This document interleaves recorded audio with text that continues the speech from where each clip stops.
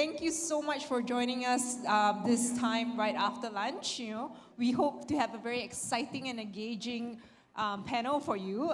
It's obviously very exciting for me to be here back in Jakarta and having three great executives here with me who are all building different businesses within the Southeast Asia, from Southeast Asia, but really building it for the world in a way. So maybe if we start with Samuel, if you don't mind just giving everyone a bit of update what Endowus is, what you've been building, and as a quick introduction. Yeah, it's great to be here. Thank you, Amy. Endowus is the largest independent digital wealth platform in Asia. We started in Singapore in 2017. We're famous because we built the technology for the Central Provident Fund, which is the government pension system in Singapore. And since then, we've been broadening our services to full-service wealth digital platform across Singapore and now Hong Kong. So it's the only platform that can manage your personal savings, your private wealth, and your public pension in a seamless app. And we've just crossed 10 billion of assets. I personally come from a traditional financial services background, and we're trying to disrupt the traditional wealth services and help make a dent in the global pension crisis, the retirement adequacy problem, financial literacy problem that exists across the whole region. Thank you. Kerry? Yeah. Okay, so I'm representing VinFast. VinFast basically is the global EV manufacturers owned by Vingroup. Vingroup is the largest conglomerate in Vietnam. VinFast itself actually quite new because we just start our production for EV in 2021, because before in 2017 we are still the combustion engine company, but starting from 2021 we converted fully into EV manufacturers. We also already have set our footprint not only in Asia, but we also entering US market, Canada, European market, Middle East, and basically just coming to Indonesia actually last April last year. So practically we not 2 years yet in the market, but I'm very glad with the progress that's shown, especially from the demand side and also from our side. Thanks, Li Ming. Hi, thanks for having me here. My name is Li Ming. I'm Chief Strategy Officer for Razer.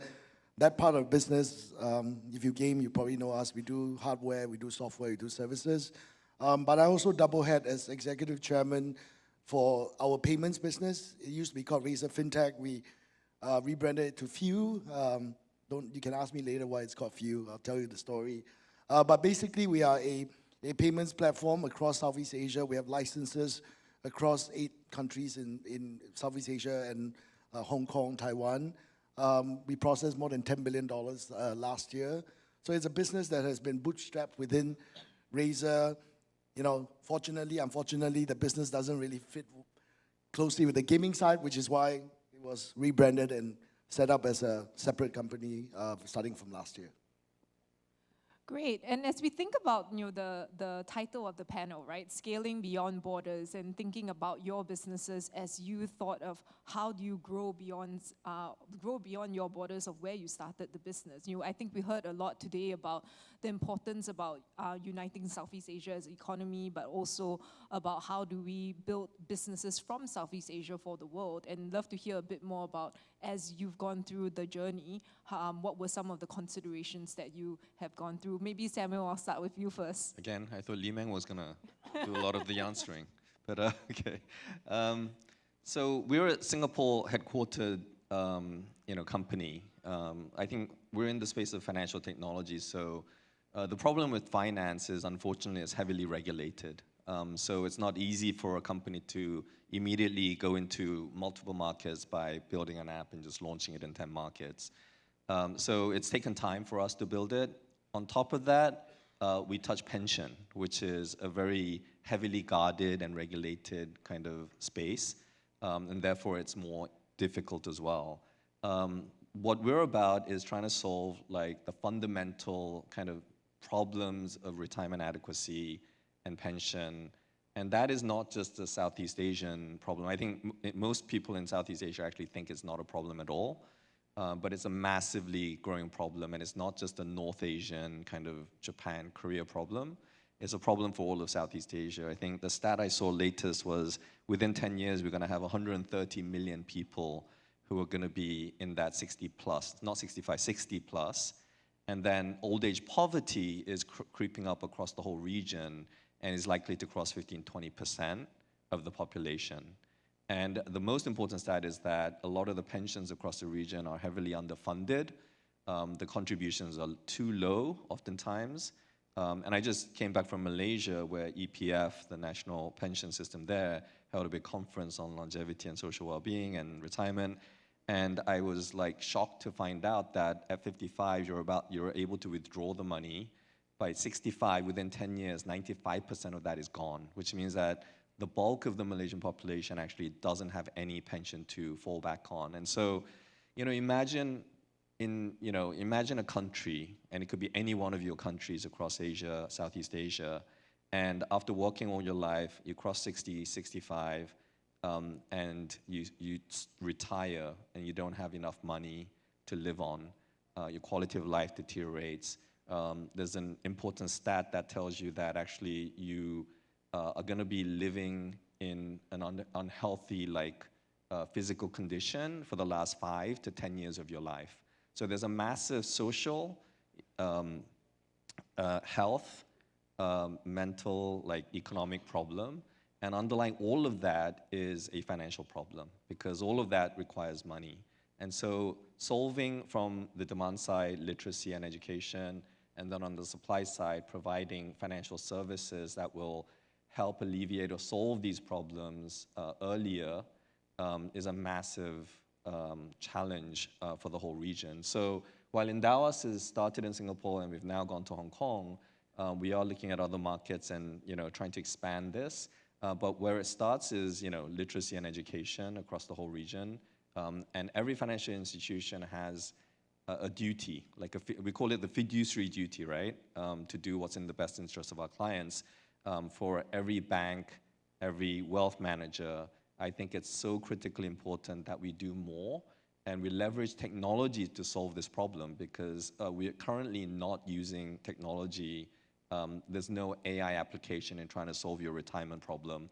But Endowus is trying to lead the way there and proliferate best practices, new models, new applications of AI and technology to solve these massive problems that we face across the region. Thanks. And staying on the fintech part first, Lee Meng, you've obviously been building, Endowus is on the wealth tech side, but with Fuel, you'll be building the payments infrastructure and merchant acquiring layer. I'd love to hear a bit more about that relationship as you kind of build that out with a lot of the e-commerce merchants and players out here. Sure. Again, just to give a little bit of backdrop, when we went to do this business, honestly, it came from the group. We were looking at gaming, challenges of kids being able to bring fiat into digital to make payments for gaming. So that's actually how we started the journey at first. But we realized as we got into the business, we actually also have to start building the rails behind it. And as we built out the rails, we realized, hey, some of the e-commerce companies, as they enter new markets, like Malaysia, they couldn't find the right partners. They came to us.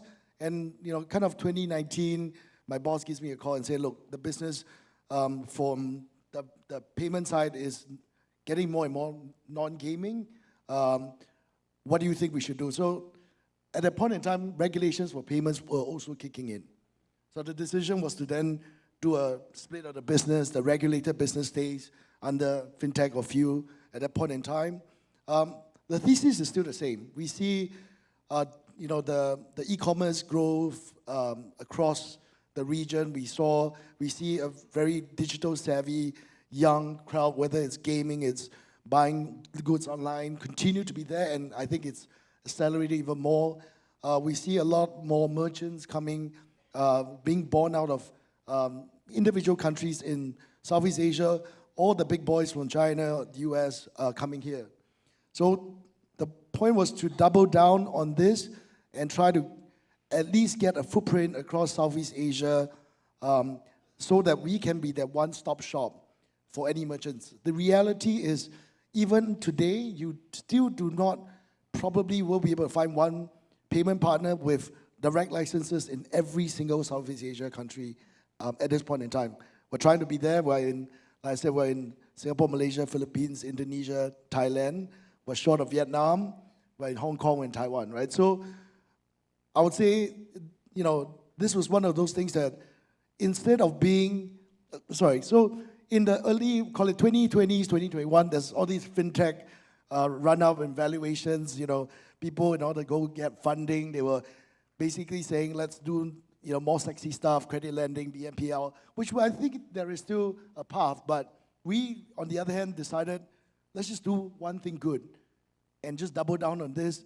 We gave out our wallets business, we gave up thinking about doing a digital bank, we just doubled down, and I think that's allowed us to really grow and be in all these places within a short matter of time. But I think we spoke about it just now. It's easy to put on paper, trying to grow across borders, but the reality is payments is a very regulated business. There are big boys in each country that you need to fight with. There are global guys that's also eyeing Southeast Asia as like the next growth area. So really just making sure we stay focused, do what we're good at, prove it out with some of the merchants, and at the end, they payments is a volume game. So hopefully we can just keep growing from here on. Great. And Carrie, love to hear about the EV industry, especially in Indonesia. I mean, we obviously are seeing, as we are here, more EV cars on the road, but love to hear from someone who's actually in the business more. Yeah, I think currently we are seeing a really rapid progress of the EV adoption, because if we talk about the data, EV actually being introduced in Indonesia just on 2022. On that time, still 0.1%. And then in 2023, from the total market already increased into 1.7%.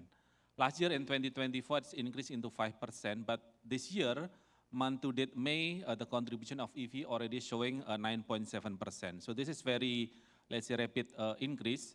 For your information, the total industry volume, the overall brand commercial passenger in Indonesia is around 1 million vehicles.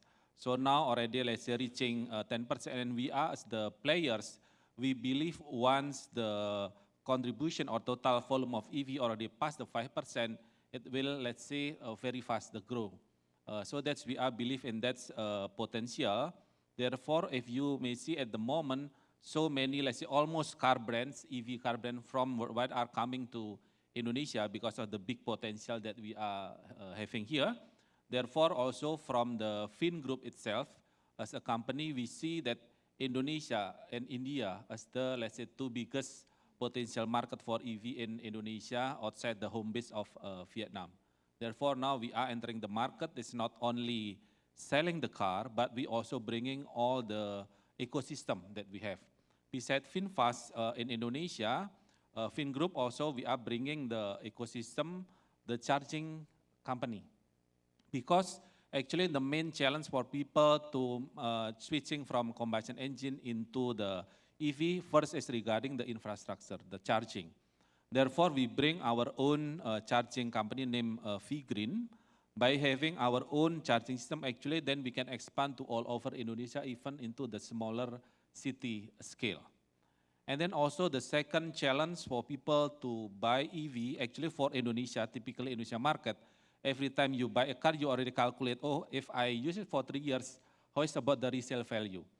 And always that's becoming the perception of a customer that the price of battery actually contribute 50% from the price of the car. So they always afraid if I buy EV after 3 years, 2 years, then the price will drop significantly. So to overcome that, let's say, worries, we bring our own company named Green Future, focusing on the used car and rental company. Therefore, for all VinFast buyer, we give very comprehensive resale value guarantee. So by having all this ecosystem, basically we want to overcome all the concern from the buyers, so then we can strengthen the penetration to the market. So for anyone who's considering an EV car next, please feel free to check out VinFast. Yes, please. Get a discount. So I think one important topic that a lot of people have been discussing throughout today is obviously talent, right? And the talent pool in Southeast Asia for a lot of what you are trying to build. And love to hear, as you've explored various markets, Li Ming first, in terms of how you've seen the talent pool in the various markets, and how do you kind of use talent across the region as well to help you with your growth? Sure. Again, I think talent is really on the top of everybody's minds. Whether you're doing payments, you're doing financial services. Worst thing is you think about AI, trying to hire AI. You're hearing Meta offering $100 million bonuses, right? So all those things are always on your workers' minds. What are my options? Should I move or whatever? So, whether it's in Singapore, it's Malaysia, Indonesia, I think it's all the same problem. But one thing to realize is, trying to have a business across Southeast Asia is not a one-size-fits-all. So you can't really sit in Singapore or Malaysia and say, I just want to hire talent here and try to build a business across the board. It just doesn't happen that way, culturally, and then all that, right? So I think where we are right now, at least with the few business where we're in so many countries, yes, there is a core group sitting in Malaysia. And interestingly enough, I'm not even in KL City, or I'm not in Bangsa South. I'm in a place called Shah Alam. But what we realized, for example, for there is there are 5 universities around. So we become a very good training ground for talent. But obviously the unfortunate thing is once we train it up, then people come knocking on their doors and offer double the pay, move to the city and all that. So we know that's coming. Then we start thinking, should we then find talent, which I think Indonesia has a very young and very tech-savvy population. So Indonesia is where we look at hiring some people. Philippines, for example. You can't just have a core group sitting somewhere and just hoping that they'll be able to support. Language-wise, localization, all needs local talent. But at the end of the day, yes, if there's anything that I'm worried about is, as we try to grow the business, we may not be able to find affordable talent in the sense that because the supply is so limited, and if all the global big boys are coming here offering, very high pays, you start losing people. I mean, even at Razer, to be frank, we have people coming to Asia, and the first thing they do is they headhunt our guys and move them away. So, I mean, there's no solution for this. I think the only solution is make sure so at Few, you are very open with the plans and the strategy with the people. We make sure they buy into the long-term strategy, the long-term plan, and hopefully the loyalty is there to see it through. Yeah. Samuel, I mean, you've just entered into Hong Kong, and how do you find that there is a lot of, obviously, finance talent in Hong Kong, but getting them to think about joining a fintech and everything, how was that process? Yeah, I mean, talent is everything. It's talent and technology, right? And we're a fintech, which means that, and we're very deep fin and deep tech, right? We're not like superficial fin and tech first. We actually have to go very deep because we touch government pension, for example, like highly compliant, regulatory, very stringent. And then technology-wise, because we do like investments into capital markets and across the whole flow of operations, we're building systems and processes and operations that are very, very sophisticated. So, our technology is based on Scala, for example, which is technology that like Morgan Stanley, JP Morgan, these kind of organizations would use, or SGX would use for their trading system on their exchange. So it really is very difficult to find good talent and to keep them. So we've approached it very differently. So for example, we've been very flexible. Of course, the core base is in Singapore because we started from a Singapore business and with CPF included. But we've been very flexible in having talent in, India to Georgia to, Sambong Jaya in West Java. Like we have a remote engineer in Indonesia, like everywhere.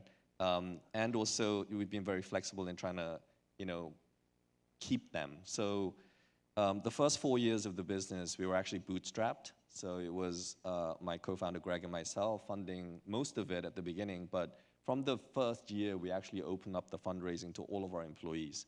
So I have this pun where I say we hire people and then we take their money.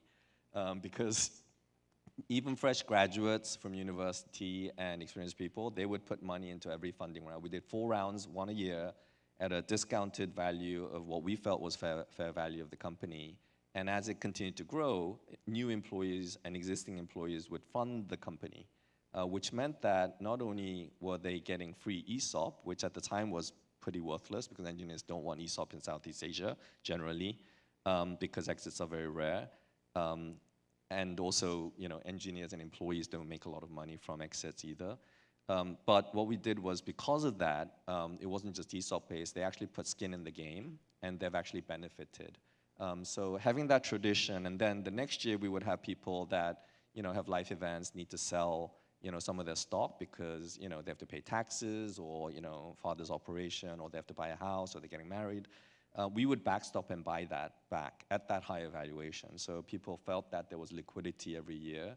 And approaching this from a new perspective like that allowed our employees to really grow with the business.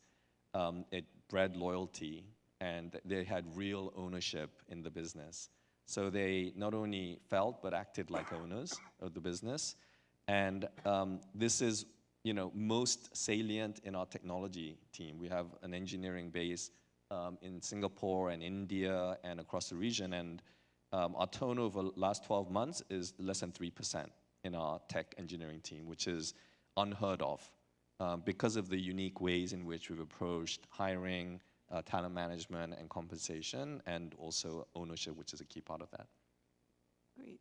And Carrie, how about in the EV industry, especially here, as you're talking about building plants and in Indonesia as well, and how do you feel there is just the availability of talent here that can help you? That's also we are facing as the main challenge at the moment is about the talent. Because EV coming like a wave, suddenly coming to the market. For example, now already 16 Chinese brands coming to the market. And imagine if each brand, let's say, having 20 or 50 showroom, in terms of technician, in terms of sales consultant, they will need somebody who really understand about the technology. That's becoming still a challenge. Therefore, now a lot of, let's say, previous salesmen working in the combustion engine, moving to EV, the way they sell still the same. They are not, let's say, selling the advantage, the cost of ownership and everything. They're just focusing on the pricing. Therefore, that's always becoming the challenge. And also from the technician point of view. Now for the electric car, the features all already, let's say, all connected, yeah, with internet and everything, while the technician mostly still with the quote-unquote old school knowledge regarding wiring, oil, and so on. While for the EV, actually now the most often that we need to do is software update. There are a lot of it suddenly stop, cannot work because we need to do the software update. Some update can be, let's say, done over the air, but some still need, let's say, special diagnostic tools to be installed and so on. So this kind of challenge, we see still a bigger challenge also for the further expansion of EV. Therefore, now a lot, we need, let's say, partnership with all the relevant stakeholders like university, the vocational school, and so on, also to change the curriculum more now focusing on the EV specialist, let's say, knowledge. That's what we are facing at the moment in the EV industry.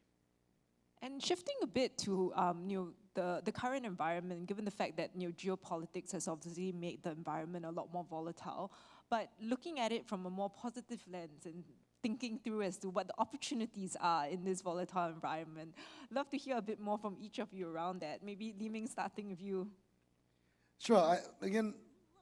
I think I mentioned this before. It was probably easy to fall into the trap where back in the days when fintech valuations were through the roof, people were trying to do new things and just to chase after the next funding round. Clearly, I think some of the topics that were spoken about today, about the funding winter and all that, it actually presents a very good opportunity for, I guess, people who are still around, who don't need to chase our next funding round. For us, I feel this business has been bootstrapped by Razer from day one.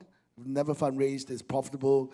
So I think this is one of a great opportunity for us while people are distracted with their own problems, that we go out and win market share, go out and gain the loyalty from the customers, because again, for payments, at the end of the day, it's a volume game. We are now starting to see more and more global brands, more Chinese brands, coming to Southeast Asia and one-stop shop because they have grand plans of growing, whether it's a bubble tea chain across Southeast Asia, that kind of stuff. They rather have one partner than 5 different integrations, 5 different reconciliations to do when it comes to just looking at payments. So I think what we've done in the past is position us well. What's happening in the market where people are distracted with other problems, we don't have those distractions. And that's where hopefully we can capitalize on this and keep growing this business for us. And Samuel. Okay. Yeah, geopolitics, I mean, everything is so sensitive because we're in the wealth business. And so, our clients invest in financial markets, and there's been a volatile period, to say the least. We started in 2017, built technology for 2 years. We got approved or included into the CPF investment scheme program at the end of 2019. We launched in November, and then COVID hit. And everybody was panicking, but it actually ended up being a boon because it shifted adoption of wealth that traditionally I think people did payments, we did banking, but wealth and pension on an app was probably something that would have taken a lot longer to see adoption in a big way, but COVID actually, I think, accelerated that tremendously, and the market bounced back. And then we had the 22 bear market, rising interest rates and inflation, the kind of geopolitical events that have happened, transpired is crazy, the kind of things that we've seen, Iran, Israel, this is like unimaginable. And yet, where are we in financial markets? We're actually at the peak, back to almost the highs. I think it's a testament to the resilience of markets. And I think we built the business around multiple compounding kind of secular growth themes. One is obviously aging. Even Southeast Asia, the demographic dividends will end in the next 10 to 15 years for various countries. And you're going to start to see rapid aging across Southeast Asia. We don't have that much time. And so we need to prepare for that. And so there's a secular demographic angle. There's, the quantum of money has never stopped expanding. The markets, financial markets, always move through volatility to the right and up. We have massive transfer of wealth happening. Pension is a massive problem. We need to increase contributions. We need to invest it better. It's going to grow. So all of these secular trends are compounding, and that's why there's a lot of work ahead of us. We need to go into multiple markets now after Singapore and Hong Kong, which are the core markets for us. And 90% of cross-border wealth in Asia is actually in Singapore and Hong Kong. So those are the core markets, the international hubs for wealth. But we need to go into Malaysia and Indonesia, Taiwan, Korea, Australia, etc., and really proliferate both the right business model of independent, conflict-free, kind of fee-only, advisory-led, digital wealth services. We need all of that. But also we need to solve for this problem of retirement adequacy, financial literacy, and the pension problem as well. And Kerry. Current geopolitics, I think from the opportunity point of view, as we may know that because of this current geopolitics, the oil price is increased. So now it's more efficient to use the EV, all right? So that's I think will also accelerate the EV adoption. That's from, let's say, one side. But also because of the recently tariff war between China and US and so on, making Indonesia and other Asia, Southeast Asia market having more strategic position. Because there will be also a lot of opportunity. For example, the manufacturing will produce here and then export there because the product will be made in Indonesia. That's all in all giving us also a lot of opportunity, but at the same time also bringing, let's say, more competition. Again, a lot of players that now making Indonesia as their key market. First, because of the abundant resources, because we have a lot of nickel and then they can produce the battery for EV. But at the same time, we also having, let's say, the biggest market for it. So it's a good combination. You can have, let's say, your resources here and then you also having a big market here. So then make it a good opportunity for us to grow. Okay, great. And no conversation obviously will, we always have to talk about AI in most of the conversation these days, but maybe I'll ask the question in a bit of a different way. In your business, I'm sure you've been thinking through all the possibilities of AI and how you can use it. What is the most exciting thing that has come to you, that you guys are really looking at, that is like, excites you as the management that's running the business at the moment? Sam, maybe we start with you first. Yeah, AI. Okay, so financial services is, again, regulated. The part of the business that we feel most excited about, where we think AI will add the most amount of value, is trying to build a very hyper-personalized advisory solution that is going to solve this problem of retirement for you. And retirement is not, oh, I need like $500,000 when I reach 55. It's not 2 million when I'm 65. It's not an amount. It's a cash flow that you require for the rest of your life after you retire. So let's say you retire at 65, I need $5,000 a month, and I need it until I die, which is gonna be, I don't know, 90 or 95, even 100. That is a massively complicated thing to solve. And then work backwards and say, I'm 35 now, how much should I save every month? You know, during that accumulation phase. And how should I invest? How much risk do I take? So during that accumulation phase and decumulation post-retirement, when you have no income and you have to live off of whatever you saved, we need to figure out how do we increase the probability of success of individuals and families in reaching that retirement adequacy goal. AI can help, and technology, just generally, algorithmically can help us solve that.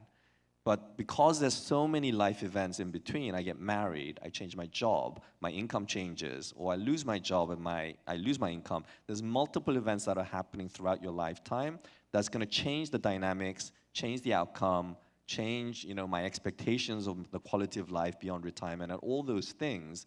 And so that's why it has to be hyper-personalized to that individual. It has to be dynamic to the changes in your life patterns, events. It has to be dynamic to the sequence of returns, because returns 1 year in financial markets can be up 24%, could be minus 5%. On average, it's 7% or 8%, but you never hit the average. So every year, the risk has to be increased or decreased, and you need to calculate the probability of success. So AI and technology is actually the most critical element in solving for this, but currently the regulators have not fully given us the license to do that. And from a demand side, people don't realize that this is such a critical need that we need to build for. And unfortunately, none of the financial service companies are committing or investing into this space. So I think it's critically important. We will do our part, but I think it's absolutely important for all financial service companies. Remember, it's not just an abstract term. It's not finance. We're here to serve. It's a financial service that we're providing. And the most important service that we can provide to our clients is to help solve the biggest financial problems in their lives, such as retirement. Thanks, Carrie. Yeah, I think AI can enrich the experience in terms of sales, after sales, and also from the product itself. I think now a lot of EV products already embedded the AI inside, so they can read customer behavior. Just I take example in other brand that I worked for before, since we already, let's say, embedded the Google AI inside, so the car can read your behavior. For example, every day, like at 7 p.m., every time you coming back from the office, you will call, let's say, your family and so on.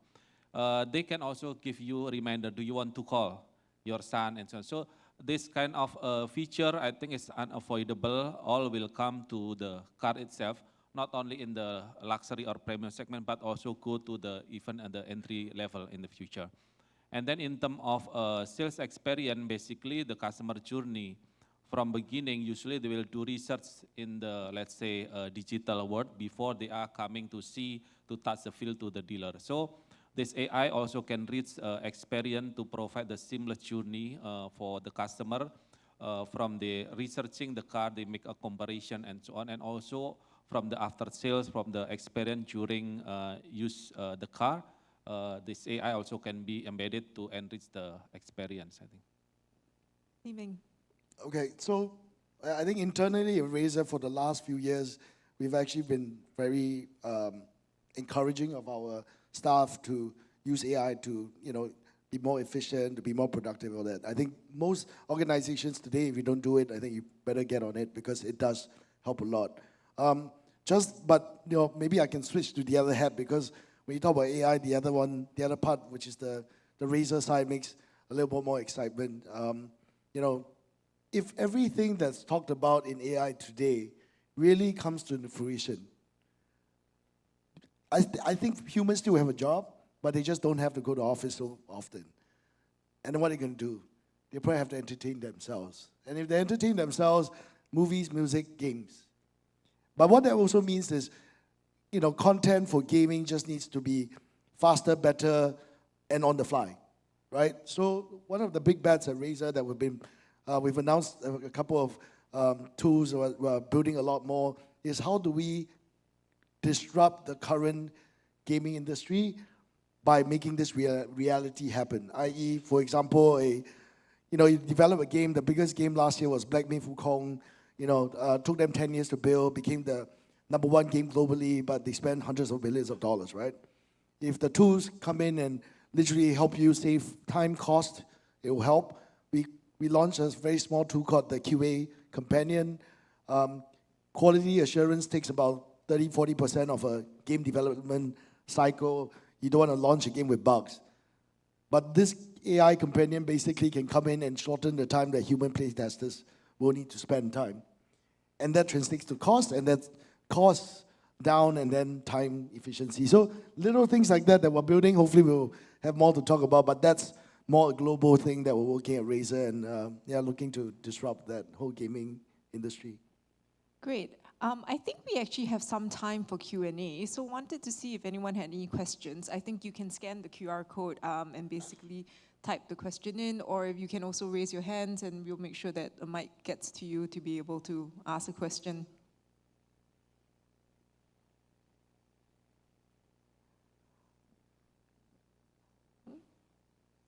Well, this is obvious.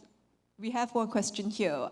What was one unexpected hurdle you encountered when expanding beyond your home market? And what's the key lesson learned that other leaders here can apply? Kerry, maybe starting with you. Okay, so I think the hurdle first regarding the government relation, or let's say government regulation. I think that's becoming, let's say, the starting point. The key is regarding the consistency. Talking about specific EV market, because when VinFast entering the market, we directly building our own factory. Our plant currently still under construction under the current regulation of the government. So then the consistency of government, this regulation is really very important for us because when we make the business case of our, let's say, business here is based on the valid regulation on that. Always becoming our quote-unquote worriness if suddenly government change this policy into, let's say, unfavorable situation for us, that for sure it will change the overall business case. Therefore, I think the active lobbying or let's say engagement through the association, approaching, let's say, active participating in this workshop with government, and so it's very important to make sure that our voice is being heard, and then the consistency of the regulation can be maintained. I think that's the hurdle that may change because we cannot steer what government want, but as the business player, we need to adopt to be comply with that. But our expectation and also anticipated hurdle will be on the regulation because this EV currently highly incentivized by government. If they change that incentive, for sure it will change everything in terms of pricing, in terms of scale of investment, and so on. Samuel, maybe I'll ask the second question. How is the current fundraising climate in Indonesia, in your opinion, especially with the current political state of the world? spent all that time listening to Kerry, preparing for the first question. You gave me the second one. So, and the fundraising climate in Indonesia. I mean, maybe broaden that out to Southeast Asia. Exactly, Southeast Asia. Especially for the venture space, I think it's pretty tough. I mean, Li Meng, you talked about the peak of 2021. I think we've definitely not even gone close to recovering to the venture space. Private equity has a lot of firepower. I mean, VCs have money too, but it's difficult to find growth and difficult to find good investment opportunities. And that's why in the VC space, people have gone much more earlier stage. So seed, early, Series A, but you're not seeing the Series B, C, D growth equity being deployed as much as we expected or have hoped. In private equity, I think it's much more difficult now that there's been so much money being deployed to find good investment opportunities or buyout opportunities across the region as well. So that's why I think private credit is really interesting personally. And there's a lot of opportunities there as well. But generally, the funding environment, despite the fact that we're flush with money, a lot of these investment firms, we saw the sovereign wealth funds earlier as well, they all actually have money to deploy. It's been very, very selective. And unless you have significant growth, it's very difficult to find funding. But having said that, I think you can find the right fit. So finding investors that are aligned to your values, aligned to your kind of long-term strategic goals. And I think strategic investors, especially in our company's case, we found tremendous, and high-quality strategic investors who are willing to back you because they believe in the long-term vision. And because we're a very long-term growth company and secular growth, we've aligned that to permanent capital. So we don't have too many VC investors. We actually have a lot of permanent capital investors and strategic investors. Great. Li Meng, there's one question for you here. What's one shift in consumer behavior or expectation in Southeast Asia you believe tech business must adapt to in the next 1 to 2 years to remain competitive? I think the shift in consumer behavior, so across the board, right? I think since COVID, as Sam said, right, the amount of time you've spent, in the digital world, you see online spending spike up, gaming spiking up. Even if things like tariffs kick in, consumer behavior on, even our hardware business may be affected somehow. But we actually look at the small ticket size items like playing games and buying little things on Shopee and all that, it still continue to grow. You don't see the dip. So I think that's actually powering a lot of it. And then secondly, to Bakari's point, you also start seeing the big brands coming here, especially the ones in China. They come here, they're looking to disrupt. Unfortunately, some of the business tactics they come here is the same. They copy from China. It's really good. It's well tested. Margins are very thin. So, and then consumers get a little bit pampered. So I think that's the part that we have to figure a way out to make sure that anybody who builds a business here is consistent, you're able to prove yourself out. I wouldn't go to try to race to the bottom. You race to the bottom, there's only one end to go. I would recommend anyone who have Netflix to watch this thing called Mad Unicorn. It's actually quite interesting. How a person tries to navigate in a space where, it's challenging. But going back to the consumer behavior, I think this online spending, online time, how platforms like TikTok are then now using TikTok Shop to engage, and even the guys who've not been around too long needing to also then figure out how to fight with them, just purely based on that amount of time that these guys are spending online. Yeah. Great. Kerry, I think we have one question for you. What is the potential of the used EV market in Indonesia? Used EV.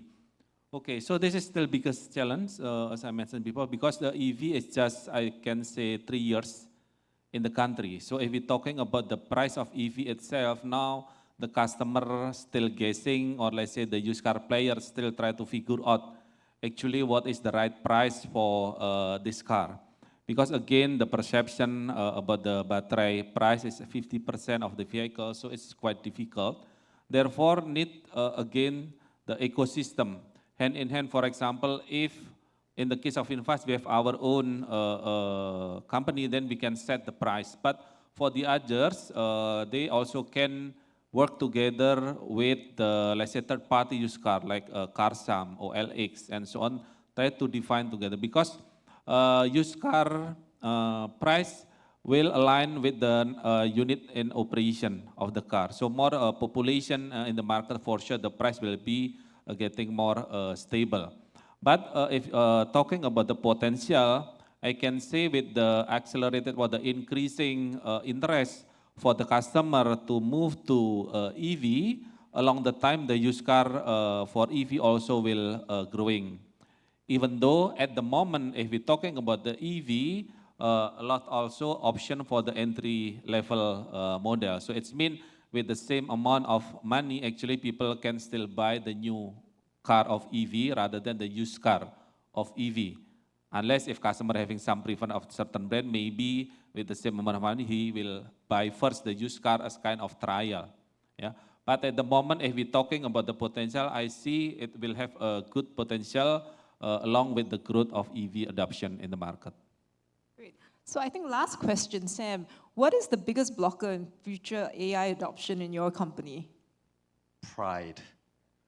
Very unconventional answer, I know, but I mean, we pride ourselves in being a very highly functioning, high-performing organization. Everybody is a very high contributor to the growth and success of the business, but it's often the most, highest performing engineers who are excellent at their job that are happy with the way they work and they deliver great output and great products, and therefore, why do I need to use AI? I think that kind of approach, or I'm doing work that's great, and how can I leverage AI? So I think AI adoption is relatively. We're a tech company, so we should be by nature, embracing AI, trying to implement it to improve efficiency and effectiveness, and throughout the whole organization, and we should be leveraging that and using it to serve our customers, and we do. So we were the first wealth platform to launch a AI chatbot that now has reduced, escalation to humans by 40% immediately, and then 70% and plus satisfaction rate, as opposed to the old chatbot that had 10% satisfaction rate or worse, right? And we're implementing internal tools, AI tools, AI bots for client advisors and wealth implementation, but engineering, less than 50% still, really using significant AI co-pilots or tools like Cursor or whatever to improve or make efficient the commitment to the code base. And so I think there's tremendous room for improvement, and I think it comes from people removing their pride and really understanding that AI is going to massively increase your efficiency at the organization level, and you need to drive that from the top down. So we are doing that top down and also bottom up. You can't just leave it to individual employees to get with the program. Well, with that, I'm super excited for the future whereby your wealth tech platform can help me make my money so I can earn less and have the EV vehicle and then be playing the Razer games in your retirement. So thank you so much for the time today, everyone, and very happy to be on the panel together. Thanks. Thank you.